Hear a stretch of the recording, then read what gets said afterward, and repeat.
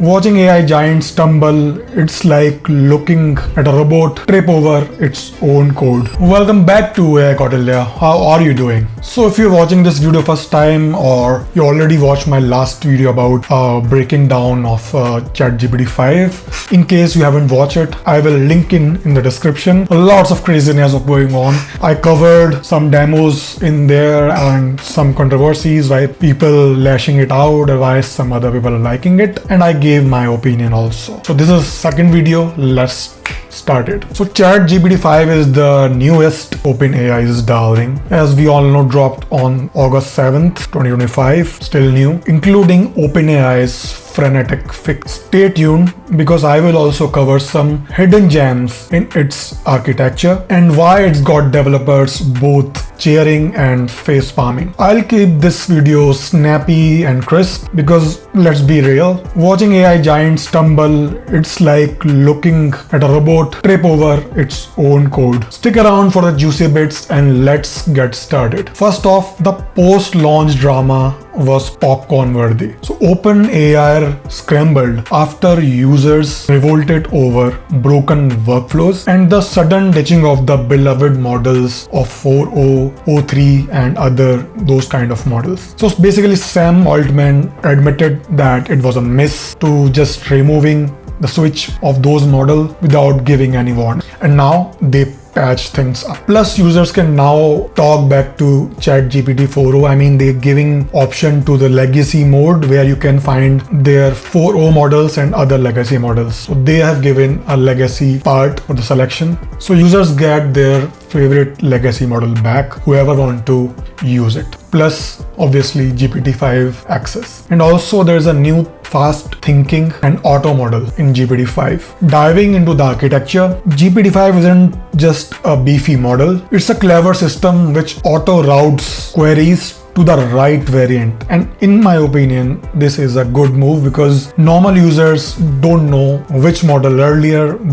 Not every common man know which model was great for them. Should they use 0.4, 4.0, should they use 0.3, should they use any other? So this, if they're using GPT-5, it can do it for you. It can very cleverly select the route for them. So the full GPT-5 for brainy tasks, mini for chit chat, or nano for dirt sheet API. So as I told you, this means a dream for a newbie which doesn't know which model to choose. API folks are buzzing about the pricing. It's 0.3 level cheap with buzzing oomph.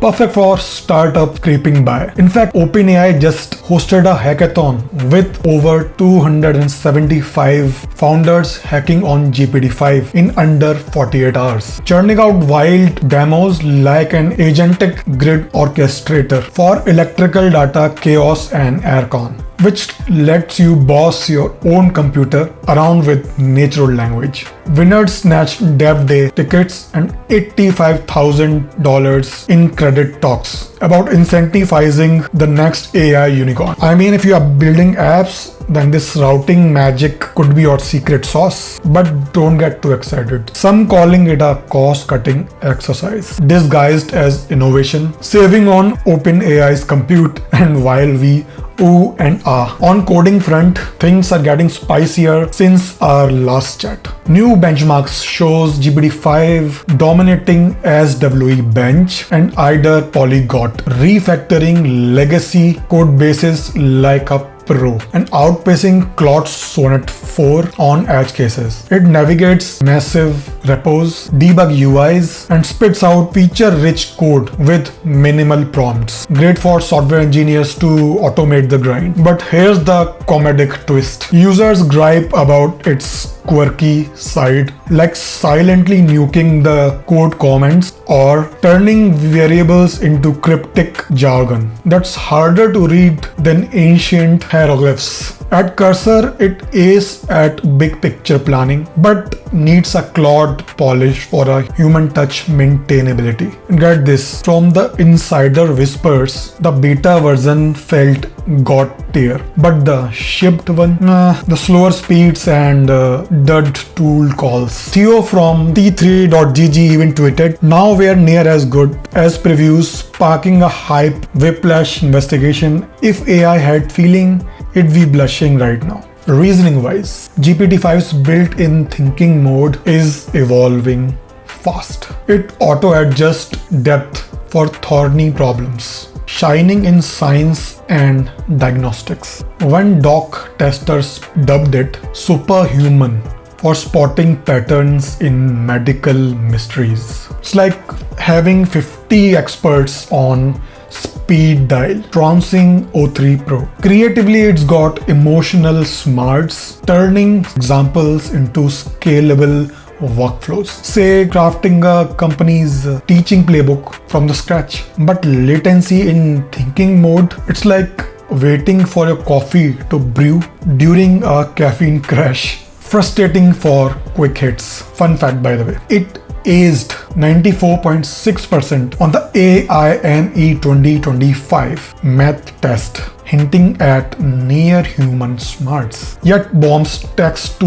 SQL queries at teens% accuracy. Spider 2 benchmark reveal this gap. AI crushes abstract reasoning but strips on real life data nuances, like how every business defines revenue differently. It's a reminder. Tech prowess is cool, but without business context, it's just a fancy calculator in a suit. Although multimodal upgrades are where ChatGPT flexes some style points. Seamless text, image, video, voice integration with video analysis and unlimited voice for plus peeps like me. Yes, and by the way, right now I haven't again purchased a plus plan and of course never used the pro plan. So the voice mode tweaks tone, speed and length on command, feeling like a customizable chat buddy. So I think it's better. Some people like to talk to it. Sometimes I also do it. Secret.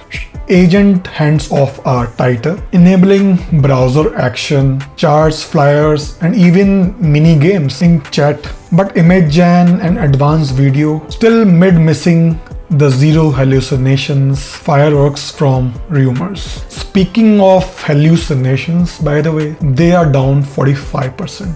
Yes. Thanks to a universal verifier powered by reinforcement learning, boosting its reliability for serious stuff like health queries for safety rails. Yet users spot slip-ups like overusing abbreviations that make output as bland as unsalted popcorn. I mean, who like them? So what is the community vibe about GPT-5? Still a split show with fresh flavors. Devs lean towards Claude for worldly friendly code chat, while GPT-5's clinical efficiency builds walls. Some call it commune barrier. Casuals rave about the quantum leap in accessibility, eyeing billions of users via those cost cuts. Rumors swirl on scaling to GPT-8, fueled by users' feedback loop. And Brad Lightcap teased its piecing together a generalized learning system. AGI might sneak up on us with a decade of products, even if progress paused. In lighter tests like Pokemon Red, or what did you call it, RED, it nabbed badges in 67% fewer steps than O3, flexing agenting muscles for games or sims. But guardrails, Wired found them easy to sidestep, despite GPT-5 politely explaining content blocks. Safety first or just polite no. So there is one underrated tool drop, as I promised. OpenAI's new prompt optimizer turns basic input into pro-level masterpieces, highlighting diffs and letting you test on the spot. And if you are prompting like a pro, this could level you up, because who doesn't love AI that fixes your lazy asks? So wrapping this up, so I think GPT-5 is no flop. Sam Altman, quite fixed it. I will also make some video showing you screen recording of what's going on the X, and then we'll see. But it got that awkward teen phase in my opinion. Killer in coding depth and multimodal flair. Reliable with fewer fibs, but bogged by speed, quirks and bland charm. Pros tackling tough nuts will dig it, especially with API perks and voice tweaks. But casuals might miss the old warmth. For teams and enterprises, unlimited base access with tiered limits like 200 thinking requests in a week sweetens the deal, though temporarily boosted. So is it a game changer or just you tell me. Team upgrade or nah? Drop your takes below. Smash subscribe below for more AI tea and coffee, and for supporting me, subscribe and like this video.